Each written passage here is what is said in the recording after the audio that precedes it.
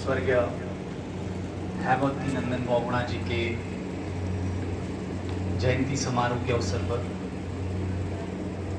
आधारशिला सामाजिक संस्था के तत्वाधान में आयोजित इस कार्यक्रम के अवसर पर उपस्थित मुख्य अतिथि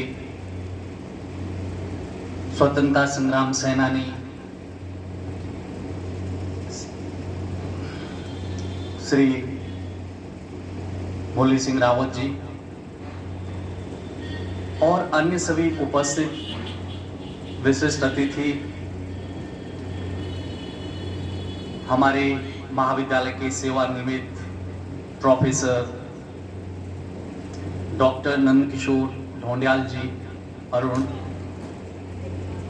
और मंडी समिति के अध्यक्ष युवा नेता कोटनाला साहब, आधारशिला संस्थान के अध्यक्ष श्री नरेश गिरडियाल जी और आधारशिला संस्था के वॉलंटियर्स भट्ट जी, इस मंच पर हमारे महाविद्यालय की समाजशास्त्र के प्रोफेसर डॉक्टर सुरेखा गिरडियाल जी, मंच पर विराजमान समस्त नगर कोटद्वार के बुद्धिजीवी गण, समाज सेवी और मेरे प्रिय छात्र छात्राओं, अनेक संगठनों से यहाँ पर उपस्थित है, मीडिया कर्मी बंधु, ये बड़ा एक सुअवसर है और एक बड़ी साहसपूर्ण पहल है। मैं सामाजिक संस्थाओं के जो कार्य होते हैं, जो क्रियाकलाप होते हैं, वास्तव में वो बड़े चुनौतीपूर्ण होते हैं और बड़े साहसपूर्ण कार्य होते हैं, क्योंकि मैं विद्यार्थी जीवन से स्वयं भी इन सब कार्यों से जुड़ा रहा हूं। तो ये कार्य करना अपने आप में बड़ा चुनौतीपूर्ण होता है। और आज जो हम हिमालय पुत्र हेमवती नंदन बहुगुणा जी के जयंती समारोह के अवसर पर आधारशिला संस्था के तत्वाधान पर जो ये कार्यक्रम आयोजित किया जा रहा है, अभी मुझसे पूर्व वक्ता ने श्री बहुगुणा जी के राजनीतिक जीवन पर पूरा विस्तार से प्रकाश डाला। वहीं हेमवती नंदन बहुगुणा जी एक सामाजिक कार्यकर्ता भी थे। तो मैं इनकी जयंती के अवसर पर इनके सामाजिक कार्यों की, आप लोग जानते हैं कि उत्तर प्रदेश के समय में उत्तराखंड की जो विकास की स्थिति थी, अभी भी बहुत ही पिछड़ा क्षेत्र, भौगोलिक दशाओं से सीमांत क्षेत्र, जहां पर सड़कें नहीं हैं, लाइट नहीं है, अभी भी बहुत सारे गांव ऐसे हैं जहां पर पैदल जाना पड़ता है। तो हमारे बीच से हिमालय से एक ऐसे युग पुरुष आज से 100 साल पहले, 104 वर्ष पहले, जब हमारे यहाँ शिक्षा के साधन नहीं थे, स्वास्थ्य के साधन नहीं थे, अपने आप में विलक्षण बुद्धि के आप मान सकते हैं धनी थे। मेरे पास एक इनका छोटा सा एक मैं संस्मरण आपको बताना चाहूँगा, जो स्वयं हेमवती नंदन बहुगुणा जी ने कहा था कि उनके पिताजी पटवारी हुआ करते थे। तो एक बार वो चमोली के दौरे पर जा रहे थे, तो हेमवती नंदन बहुगुणा जी बालक थे, वो घोड़े पर सवार थे, वो चले जा रहे थे और आगे से उनको रास्ते में अंग्रेज अधिकारी मिले। तो उनके पिताजी ने उन्हें कहा कि बेटे आप घोड़े से उतर जाओ, आगे से अधिकारी आ रहे हैं। वो मुकर गए, उन्होंने कहा मैं घोड़े से नहीं उतरूंगा, और वो उनको बहुत ज़बरदस्ती उनको कहते कि उतर जाइए। तब तक वो अंग्रेज अधिकारी से उनका सामना हो गया। तो अंग्रेज अधिकारी ने उनसे पूछा कि आप क्या कह रहे हैं, बालक को आप ऐसे कैसे कह रहे हैं? उन्होंने कहा साहब ये उतर नहीं रहा है, जिद कर रहा है। तो उन्होंने, जो अंग्रेज अधिकारी थे, उन्होंने उनकी सराहना की कि आपका बालक बहुत साहसी है और अच्छा है। तो ये बचपन से ही उनके अंदर ये गुण थे, स्वाभिमान, निडरता। और एक संस्मरण मुझे और याद आ रहा है, वो कहते हैं कि मैं अपने घर से जब विद्यालय जाता था, जब वो श्रीनगर में पढ़ते थे, तो कहते हैं मुझे सामने एक पर्वत दिखाई देता था और मैंने उस पर्वत को शिवलिंग मान लिया था। मैं सुबह शाम जाते आते मैं उसको देखता था और मैं शिवलिंग की तरह उसको प्रणाम किया करता था। तो कहीं ना कहीं बचपन से ही उनके संस्कारों में, उनके भीतर ये चीज़ विद्यमान थी तो वास्तव में कहते भी हैं कि ये सारी जो अगर हम मानते हैं तो हमारी चारों तरफ भगवान हमें हर समय देख रहा है।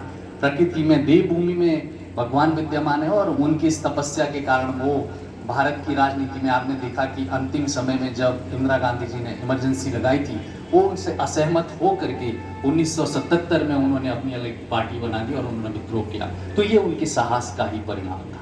खैर, अभी इनके पूरी जीवनी में प्रकाश डाल दिया गया है मेरे से पूर्व। अब मैं थोड़ा सा सामाजिक जो उत्तराखंड की स्थिति है और श्री गिलडियाल जी के द्वारा आधारशिला संस्थान के द्वारा जो ये पहल गढ़वाल के द्वार कोटद्वार से की जा रही है, ये अपने आप में अभूतपूर्व है, साहसिक कदम है।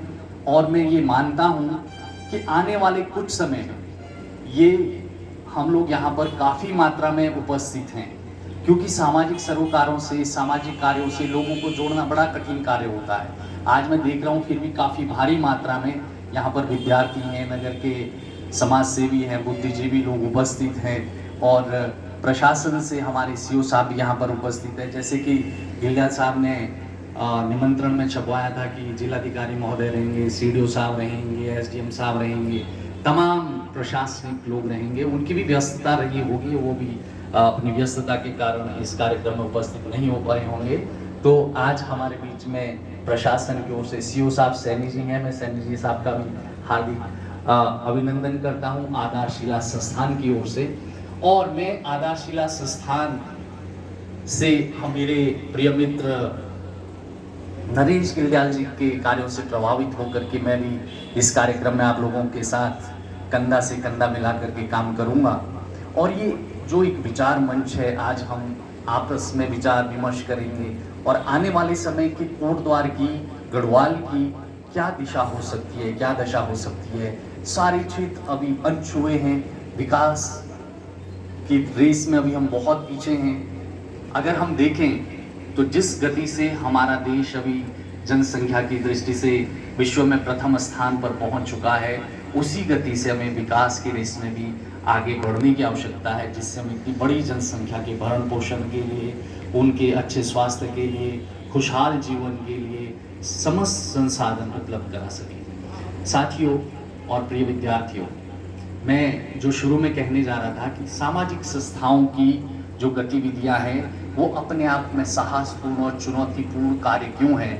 जैसे आपने देखा एक सरकारी कर्मचारी होता है, उनकी एक फिक्स सैलरी होती है, चाहे कम हो या ज़्यादा हो, अपने आप को वो उसमें फिक्स कर लेते हैं और उस पर अपने आप को वो ढाल लेते हैं कि मुझे अपनी आजीविका इसी में ही चलानी है और जो मुझे दायित्व दिया गया मैं उससे निभाऊंगा। लेकिन जो सामाजिक कार्यकर्ता होता है वो अपने क्षेत्र के बारे में सोचता है, अपने समाज के बारे में सोचता है, उसका चिंतन अपने राष्ट्र के बारे में होता है, समाज में व्याप्त फैली हुई कुरीतियों के बारे में होता है। फिर वो उसमें चिंतन करता है, उसमें परियोजनाएं लिखता है, उसमें फिर शासन प्रशासन के चक्कर काटता है, फिर बड़ी मुश्किल से एक प्रोजेक्ट पास करवा पाता है, फिर लोगों का सहयोग ले पाता है। इसीलिए मैंने कहा कि बड़ा चुनौतीपूर्ण कार्य है। और अगर आप देखेंगे भारत के विकास में गैर सरकारी संगठन, स्वयंसेवी संगठनों का महत्वपूर्ण योगदान रहा है, वर्तमान में भी है और भविष्य में भी रहेगा। स्वामी विनोबा भावे कहते थे कि सरकारी कार्यक्रमों का असर नहीं होता है, असरकारी कार्यक्रमों का असर होता है। इसका मतलब है जो असरकारी संगठन है उनका असर होता है और जो सरकारी कार्यक्रम है उनका असर नहीं होता है। इसीलिए हम आज सरकार के साथ मिलकर के, शासन प्रशासन के साथ मिलकर के जो गैर सरकारी संगठन है उनकी महत्वपूर्ण भूमिका है। हमारे बीच में समाजशास्त्र विषय की प्रोफेसर बैठी हुई हैं, डॉक्टर सुरेखा गिलडियाल जी। आप भली भांति जानती हैं कि समाज में किस तरह की कुरीतियाँ व्याप्त हैं। और इस अवसर पर मैं नरेश गिलडियाल जी को कहना चाहता हूं कि मैं अपनी तरफ से आपको ये आश्वस्त करता हूं कि जब तक भी मैं कोटद्वार में हूं, निस्वार्थ भाव से एज ए वॉलंटियर जो भी मेरा थोड़ा बहुत ज्ञान है मैं आप लोगों के साथ कंधा से कंधा मिला करके ग्रामीण विकास के लिए, कोटद्वार के विकास के लिए और यहाँ पर व्याप्त कुरीतियों के निवारण के लिए हम सब लोग मिल करके इस तरह के कार्यक्रम करते रहेंगे। और हमारे बीच में हमारे उत्तराखंड की महान विभूति स्वतंत्रता संग्राम सेनानी मुरलीधर रावत जी उपस्थित हैं। मैं बड़ा हैरान हूँ और आश्चर्यचकित हूँ और आपको कोटि कोटि नमन करता हूँ कि आप 104 वर्ष की आयु में आप चल पा रहे हैं, आप मंच साझा कर पा रहे हैं। आपको कोटि कोटि प्रणाम और कोटि कोटि नमन करता हूँ कि आप जैसी विभूति के दर्शन करने के अवसर हमें प्राप्त हुए और आज आपके मध्य में पा करके मैं स्वयं को गौरवान्वित महसूस कर रहा हूँ। और आपके संस्मरण जो आपने अभी मुझे सुनाया कि आप 1950 में उत्तरकाशी ज्ञानसू में रहा करते थे, 1950 में आपको वो सारी बातें याद हैं। आपने वहाँ के मंदिर के बारे में पूछा, तो यही खुशहाल जीवन की हम कामना करते हैं। और हमारे बीच में प्रोफेसर नंदकिशोर ढोंडियाल जी, अरुण साहब, आप परिचय के मोहताज नहीं हैं। आपसे मेरा हमेशा मैं आपको दूर से देख के ऊर्जा प्राप्त करता रहता हूँ। आप हमारे महाविद्यालय में भी रहे और आप अब सेवानिवृत्त हो चुके हैं, लेकिन आपका बड़ा विशद कार्य सामाजिक संस्थाओं से जुड़ करके आपने किया है। साहित्य के क्षेत्र में आपका बहुत बड़ा काम है। आपने मेरे ख्याल से 14 खंडों में उत्तराखंड की महान विभूतियों के ऊपर आपने जो लेखन किया है वो अपने आप में बड़ा चुनौतीपूर्ण और बड़ा असाध्य कार्य आपने किया है। जगह जगह के पूरे उत्तराखंड के ग्रामीण परिवेश के और ऐसे लोगों को आपने उठा करके अपने ग्रंथ में नाम दिया है जिन्होंने काम तो बड़े बड़े किए थे लेकिन वो उनके काम कहीं छुप गए थे। आपने अपने लेखन से और अपने साहित्य में आपने उन सब कार्यों को समाहित किया है। आपने उत्तराखंड के लिए बहुत बड़ा काम किया है। तो मैं देख रहा हूँ कि कार्यक्रम विलंब से थोड़ा सा ज़रूर हुआ, लेकिन ये कार्यक्रम अपने आप में बहुत ही बढ़िया दिशा में जा रहा है। राजीव थपलियाल जी से मेरा मिलना आज पहली बार हुआ।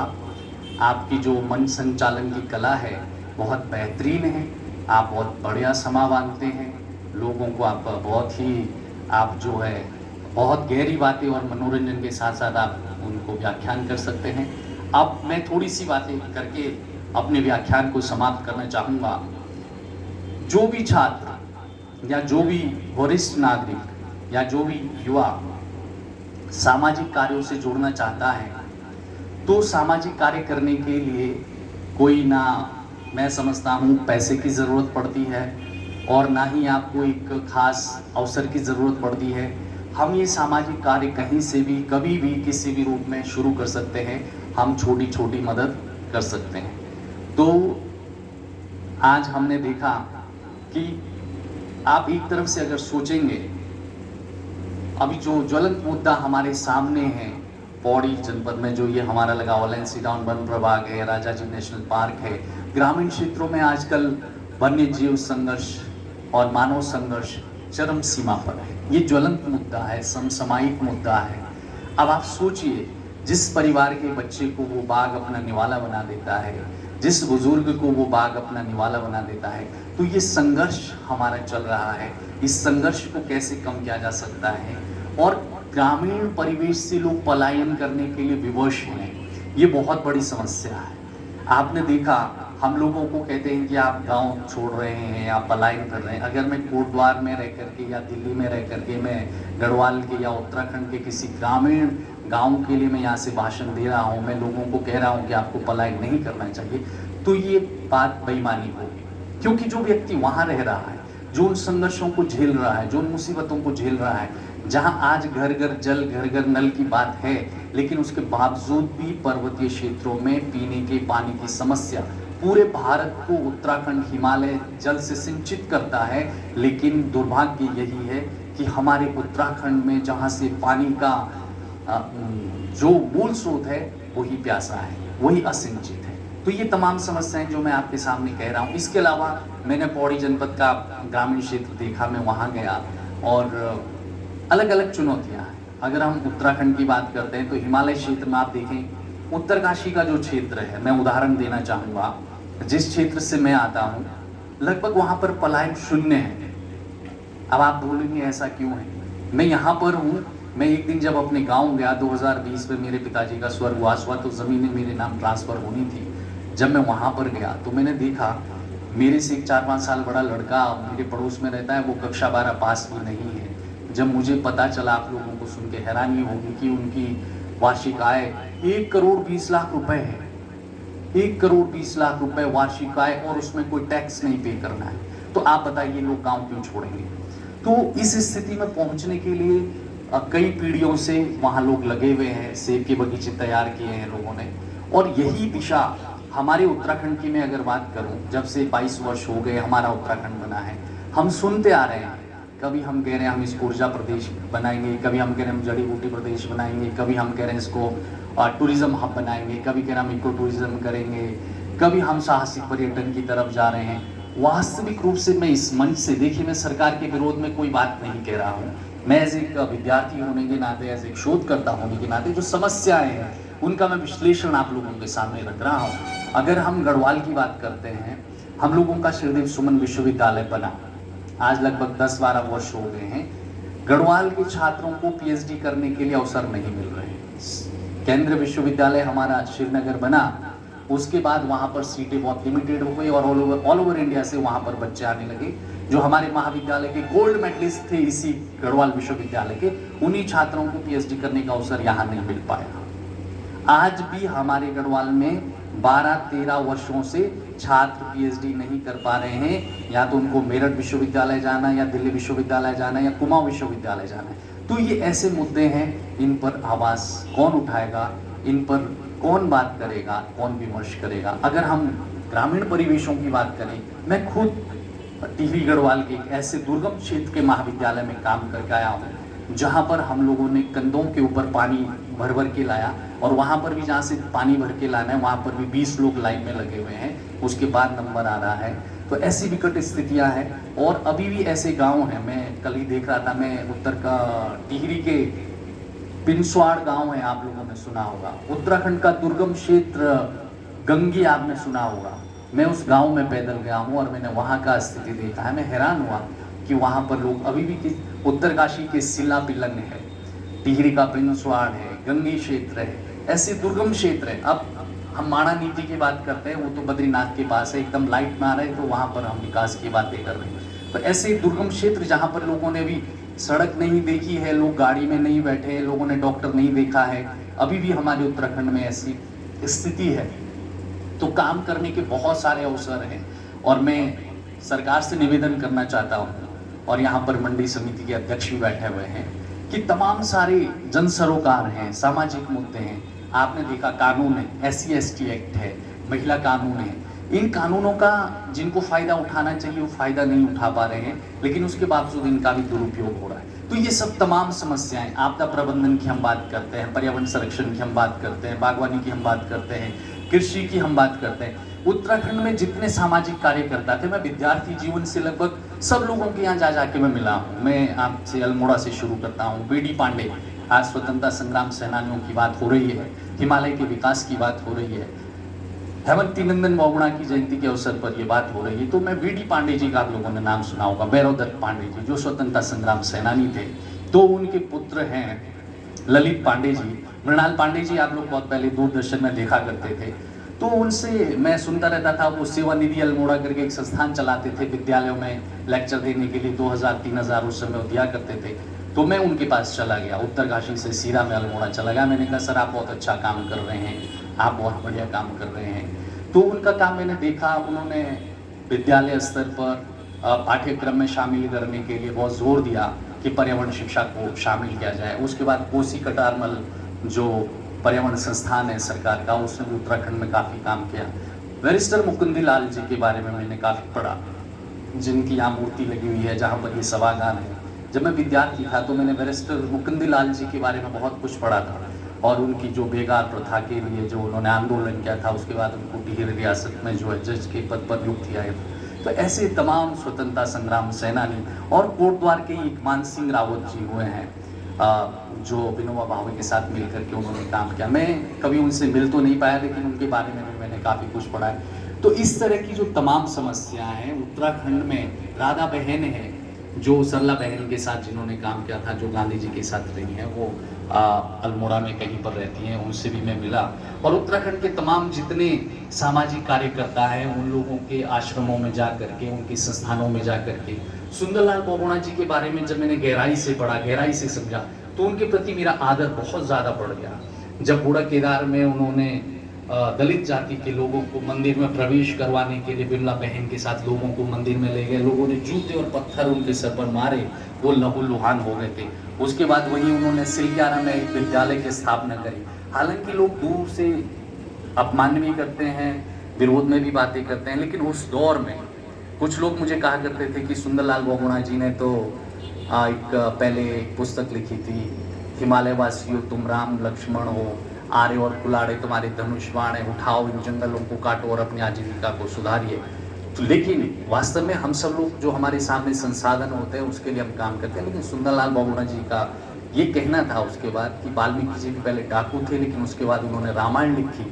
तो इस तरह से सुंदरलाल बहुगुणा जी का जो कार्य है वो पूरी दुनिया में, उस दौर में पूरी दुनिया में अतुलनीय कार्य है। और आने वाले कई 100 साल बाद की अगर हम बात करें तो लोग ये पूछेंगे क्या इस तरह के लोग भी इस धरती पर थे।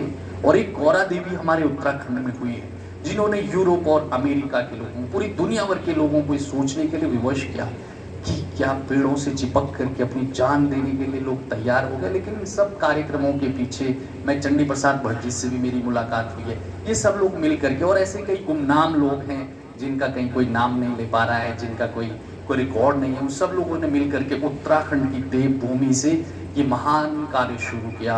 और इसी कोटद्वार के हमारे डॉक्टर अनिल प्रकाश जोशी जी हैं, वो बहुत बड़े स्तर पर वो भी कार्य कर रहे हैं। मैं विद्यार्थी जीवन से उनसे मिला था, लगभग ये बात 2002 की है। मैंने एक प्रोजेक्ट उनके सामने प्रेजेंट किया था, वो बड़े प्रभावित हुए थे। तो बड़ा अच्छा काम वो कर रहे हैं, यहाँ की बातों को उठा रहे हैं, वो इकोलॉजी और इकोनॉमी की बात कर रहे हैं, ये साथ साथ सब चलना चाहिए। तो उत्तराखंड ने दिशा दी है। सुंदरलाल बहुगुणा जी कहते थे कि उत्तराखंड के लोगों के लिए पहले ज्ञान हम नीचे से ले आते थे, अशिक्षित थे, अब ज्ञान यहाँ से, जैसे गंगा और जल यहाँ से बह रहा है तो ज्ञान की धारा भी यहाँ से बहनी शुरू हो गई है। तो इस तरह से हमारा जो इतिहास है, अगर हम प्राचीन ग्रंथों को देखते हैं, मैं हमेशा कहता हूँ कि जैसे हमारे बीच में साहित्यकार हमारे बैठे हैं, नंदकिशोर ढोंडियाल जी, प्रोफेसर साहब के समक्ष मैं अपनी बातें रख पा रहा हूँ, ये सूरज को दिया दिखाने की भांति है। किंतु जो कोटद्वार नगर है, मुझे यहाँ के बारे में सोच के कभी कभी थोड़ी हैरानी होती है, और मैं युवाओं को हमेशा कहता रहता हूँ कि कोटद्वार नगर जिस जगह पर स्थित है, ये अपने आप में एक बहुत महत्वपूर्ण स्थान है। बस इसका हमें दोहन करना है। अगर हम यहाँ रोजगार के अवसर पैदा करना चाहें, अगर हम यहाँ पर युवाओं को पलायन से रोकना चाहें, तो यहाँ पर बहुत कुछ अवसर है, लेकिन उसके लिए सामूहिक सहभागिता की आवश्यकता है। तो ये सब कार्य जितने मैंने अभी तक आपको बताए, समस्या में बताता जा रहा हूँ। तो इन समस्याओं का समाधान कौन करेगा? इन समस्याओं का समाधान करेंगे गैर सरकारी संगठन और सरकारी संगठन, जनप्रतिनिधि, एकेडमिशियन, ये सब लोग मिल करके इन सब काम को मिल करके कर सकते हैं और इन योजनाओं को धरातल पर उतार सकते हैं। कोटद्वार का भविष्य बड़ा उज्जवल है, आज नहीं तो कल। आप सब लोग जानते हैं, मैंने इसमें बहुत सारे लघु शोध करवाए हैं छात्रों से। मैं भूगोल का विद्यार्थी होने के नाते तो मेरी इस तरफ रुचि भी है। आप देखिए, जिम कॉर्बेट नेशनल पार्क यहाँ से शुरू होता है, लेंसीडाउन वन प्रभाग यहाँ से शुरू होता है, राजाजी नेशनल पार्क यहाँ से शुरू होता है, हरिद्वार यहाँ से पास है, और चारों तरफ पहाड़ भी है, मैदान भी है। लेकिन ये शुरुआत करेगा कौन? मैं आज ये अवसर खोना नहीं चाहता हूँ। मैं बुद्धिजीवी लोगों के बीच में अपनी बात रख पाने का मुझे अवसर मिला है। मैं ये बात आप लोगों के साथ थोड़ा सा साझा करना चाहूँगा, एक उदाहरण दे करके। जब हम उत्तरकाशी में पढ़ा करते थे तो मेरे कुछ मित्र थे जो होटल व्यवसायी थे। उन्होंने कहा कि दयारा बुग्याल है, लेकिन दयारा बुग्याल में हम टूरिस्ट को कैसे बुलाएं? तो वहाँ पर एक दही और मक्खन का एक होली होती है, शायद आप लोगों ने पढ़ा होगा अखबार में, सावन के महीने में। उन्होंने कहा इसको बृहद रूप देते हैं और उसको सोशल मीडिया में फैलाते हैं। वो धीरे धीरे जब शुरू किया तो आज दयारा बुग्याल में इतने ट्रैकर आ रहे हैं, इतने लोग आ रहे हैं, और वो सब स्थानीय लोगों ने मिलकर किया। और एक उदाहरण मैं और देना चाहूँगा, मेरा ये एक सहपाठी था, आप लोग गूगल में सर्च करना, हरकीदून वैली उत्तरकाशी में है। तो चैन सिंह रावत मेरा सहपाठी था, तो जब हम सब एनजीओ चलाते थे तो मैं भी उन लोगों को थोड़ा मदद किया करता था। आज उन लोगों का 2 से 3 करोड़ का टर्नओवर एनुअल है, और भारत से ही नहीं पूरे विश्व से उनके पास ट्रैकर आते हैं। और हरकीदून वैली को आप देखेंगे सोशल मीडिया में, उन्होंने उसमें संस्कृति का संरक्षण भी किया है, और होम स्टे के तहत लोगों को वहाँ पर इनवाइट किया और लोगों का बड़े अच्छे से स्वागत भी किया, उनके साथ लूट मार नहीं की, उनके साथ चीटिंग नहीं करी। तो लोग धीरे धीरे वहाँ बढ़ते गए। अब वहाँ पर प्रत्येक परिवार की 4 से 5 लाख 7 लाख इनकम एनुअल है। ये प्रयोग 20 सालों में मैंने होते हुए देखा है। तो यही आशा मेरी कोटद्वार के लिए है, अगर यहाँ का युवा जागेगा, उनको वरिष्ठ नागरिकों का सहयोग मिलेगा, आशीर्वाद मिलेगा, तो मैं निश्चित रूप से कहता हूँ कि जो यहाँ की होटल एसोसिएशन है, यहाँ की टूर एंड ट्रैवल एजेंसीज हैं, यहाँ का जो व्यापार मंडल है, अगर हम लोग मिल करके कोटद्वार में एक इस तरह का 15 दिन का एक मेला आयोजित करते हैं और उसको सामूहिक रूप से विश्व भर से लोगों को यहाँ पर 5 दिन का, 7 दिन का, 3 दिन का एक पैकेज देते हैं, उनको इनवाइट करते हैं कि एक विशेष छूट के तहत आपको हम कोटद्वार आमंत्रित करते हैं और इतने पैसे में आपको रहना, खाना और इतना घूमना हम आपको देंगे। और जब वो लोग आएंगे और उनका भव्य स्वागत किया जाए और मीडिया के माध्यम से इसको प्रचारित प्रसारित किया जाए। आपने देखा हमारे माननीय मोदी जी हैं, बहुत ही उनके अंदर बहुत कला है। उन्होंने गुजरात में, आपने देखा जब वो वहाँ मुख्यमंत्री थे, तो उन्होंने लोगों को आकर्षित किया, आइए एक रात तो हमारे गुजरात में बिताइए। लेकिन हमारे कोटद्वार को कौन उठाने वाला है, हमारे कोटद्वार के लिए कौन कहने वाला है, हमारे उत्तराखंड के लिए कौन कहने वाला है। आपने देखा हमने एक और प्रयास किया, मैं आपको सफल स्टोरी बता रहा हूँ, ये असफल स्टोरी बता रहा हूँ मैं आपको। अभी तक मैंने आपको सफल कहानियाँ, ये असफल स्टोरी ये है कि हमारे उत्तरकाशी में आराकोट में जिस ब्लॉक से मैं आता हूँ, वहाँ पर एक चाइनशील जगह है और एक बालचा है। वहाँ पर बालचा बहुत सुंदर वैली है, लांबा थाच है।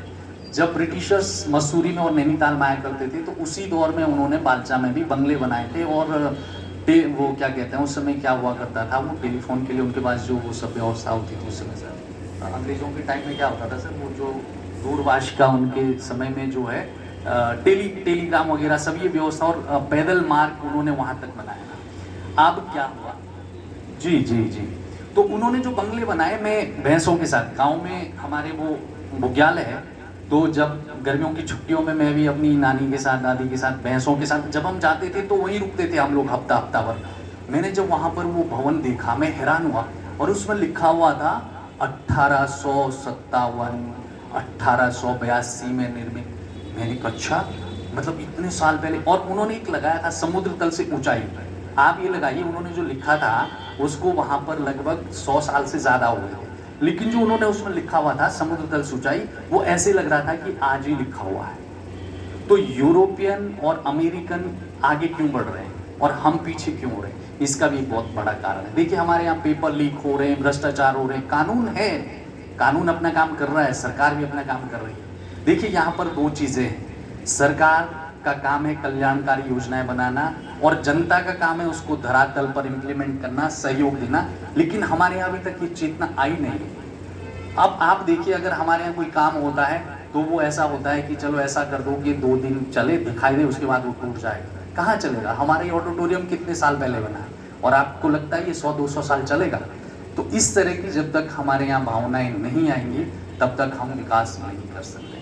तो ये सब जो मैं असफल स्टोरी की मैं आपको बात बता रहा था, हमने ट्रैक ऑफ द ईयर 2018 घोषित करा है। कलम में साहब बहुत ताकत होती है, हमें ज़रूरी नहीं है कि हमें कहीं जाना है। अगर हमारे पास कोई विचार है, कोई आइडिया है, आप लिखते रहिए, निश्चित रूप से हमें उसका प्रत्युत्तर मिलेगा। ऐसा मैंने बहुत सारे प्रयोग करके देखे हैं। मुझे नानाजी देशमुख के पास रहने का अवसर भी मिला चित्रकूट में।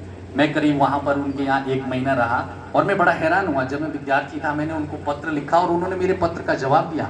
मैंने कहा नानाजी देशमुख इतने वृद्ध व्यक्ति और इतने बड़े व्यक्ति मेरे जैसे एक मामूली इंसान और विद्यार्थी के पत्र का वो जवाब दे रहे हैं। उन्होंने दिया और मैं बड़ा प्रभावित हुआ। उन्होंने हमें अपने यहाँ बुलाया, वहाँ भी गए। तो जो मैं असफल स्टोरी की बात बता रहा हूँ, हमने ट्रैक ऑफ द ईयर 2018 घोषित करवाया चाइनशील ट्रैक को मोरी ब्लॉक में, और वहाँ पर गाँव वालों को इकट्ठा किया, पर्यटन मंत्री जी को भी ले गए, सबको ले गए। माननीय धन सिंह जी भी गए थे उस समय, महाराज जी, सतपाल महाराज जी भी गए थे, सब लोग वहाँ गए थे। और क्या हुआ, जैसे ही हम लोग उसको उत्तरकाशी की तरफ से शुरू करने लगे ट्रैक को, उसके बाद हिमाचल ने उसको अपनी न्यूज़ में देना शुरू कर दिया बहुत तेज़ी से कि हमारे यहाँ से चाइनशिल ट्रैक के लिए सीधा रोड के माध्यम से जाया जा सकता है, ये सुविधाएं वो सुविधाएं। उसमें विवाद की स्थिति पैदा हो गई। वो कहने लगे कि हिमाचल पर्यटन के अंतर्गत है, वहीं से लोग जाने लगे। उन्होंने वो सारी सुविधाएं भी दे दी, रोड वहाँ बगल में है, उन्होंने वहाँ पर गेस्ट हाउस वगैरह, उनके सब सुविधाएं हैं, हॉस्पिटल की सुविधाएं, तमाम चीज़ें। तो पर्यटक उसी साइड से जाता है। और आप देखना गूगल में, चाइनशिल बहुत ही सुंदर जगह और बालचा बहुत ही सुंदर जगह। और एक कारण मुझे और वहाँ पे पता चला कि कुछ जर्मनी के लोग वहाँ पर आए थे कभी 1985-88 में, उनके साथ दुर्व्यवहार हुआ था, तो उन्होंने सारी एम्बेसीज में ये भेज दिया था कि वो क्षेत्र ट्रैवलिंग के लिए सुरक्षित नहीं। तो ये सब तमाम चीज़ें, हमें इन सब चीज़ों का ध्यान रखने की आवश्यकता है कि हमारे यहाँ जो टूरिस्ट आता है, हमें उसके साथ किस तरह से सद्व्यवहार करना है, किस तरह से उसके साथ हमें अच्छे से रिलेशन बना के रखना है कि दोबारा भी लोगों को ये सजेस्ट करे कि आप उस क्षेत्र में जाइए। खैर, मैं बोलने के लिए 5 घंटे तक बोल सकता हूँ, लेकिन समय की सीमा है। और मैं आधारशिला संस्था का बहुत आभारी हूँ कि आपने मुझे यहाँ पर आमंत्रित किया। यद्यपि हमारा भी पढ़ाने का काम है, अभी मैं हमेशा, वैसे मैं जाता नहीं हूँ ज़्यादा कार्यक्रमों में, क्योंकि हमारे यहाँ भी जो छात्र पढ़ने आते हैं 40 रुपया खर्च करके, 100 रुपये खर्च करके दूर दूर से आते हैं, तो मैं समझता हूँ कि मेरा जो मुख्य कार्य है पठन और पाठन, वही किया जाए तो ज़्यादा अच्छा है। और आज मैं गिलदयाल जी की जो भावनाएं हैं, गिलदयाल जी जो करने जा रहे हैं, और मैं आज इनकी ऊर्जा को देख के ये कह सकता हूँ कि आने वाले 2-3 सालों में गिलदयाल जी वरिष्ठ नागरिकों का सहयोग लेकर के, युवाओं का सहयोग लेकर के, पत्रकार बंधुओं का सहयोग लेकर के, निश्चित रूप से प्रशासन का सहयोग लेकर के एक बड़ी ऊर्जा के साथ एक बड़ी दिशा में एक बड़ा परिवर्तन लाएंगे और उसमें आप सफल होंगे, ऐसी मेरी शुभकामनाएं हैं, मंगल कामनाएं हैं। पुनः भारत के विकास पुरुष, हिमालय पुत्र हेमवती नंदन बहुगुणा जी की जयंती पर उनको शत शत नमन करता हूँ। उनकी बहादुरी, उनकी साहस, उनकी संगठनात्मक क्षमता, उनका व्यवहार, हम भी उससे थोड़ा बहुत उनसे प्रेरणा ले सकें। इन्हीं शुभकामनाओं के साथ मैं आज इस कार्यक्रम में अपनी तरफ से आश्वासन पुनः देता हूँ गिलदयाल साहब को कि सर, ये अभी शुरुआत है और बहुत बढ़िया शुरुआत है। बहुत भारी मात्रा में विद्यार्थी, सामाजिक कार्यकर्ता यहाँ पर उपस्थित हुए हैं। सर, बहुत बहुत धन्यवाद, नमस्कार, प्रणाम। थैंक यू डॉक्टर चौहान अपनी शानदार प्रस्तुति के लिए। वास्तव में गागर में सागर भर दिया, बहुत अच्छा लगा और श्रोतागणों को भी बहुत अच्छा लगा। कहते ना कि हथेली पर सूरज उगाता है, सुना था आज देख लिया। उम्मीद मिल जाए तो मन हवा में उड़ जाता है, देख लिया। आप सभी यहाँ पधारे, हमारे हौसलों को तो मानो पंख लग गए। अच्छे इंसान साथ कैसे जुड़ जाते हैं, ये आज हमने देख लिया, ये आज हमने देख लिया। तो समादर की भावनाओं के साथ आप सभी का एक बार पुनः हार्दिक अभिनंदन और हार्दिक स्वागत। और जितने लोग हमसे जो है धीरे धीरे करके इस कार्यक्रम में जुड़ते चले जा रहे हैं, एक बार आपका पुनः खैर मकदम करता हूँ, इस्तकबाल करता हूँ। बहुत ही शानदार मौका है। और अब इसी क्रम में जब तक अन्य तैयारियां होती हैं, भाई सुमन घोटाला जी बहुत ही ऊर्जावान हमारे बीच में, मंडी समिति के अध्यक्ष, आपसे निवेदन रहेगा कि सर 2 शब्द तो बनते ही हैं, क्योंकि आप के अंदर ऊर्जा का वो मानसरोवर है, वो देखते ही बनता है। तो भाई सुमन घोटाला जी को मैं मंच पर दावत देना चाहूंगा। और भाई जल्दी जी से भी निवेदन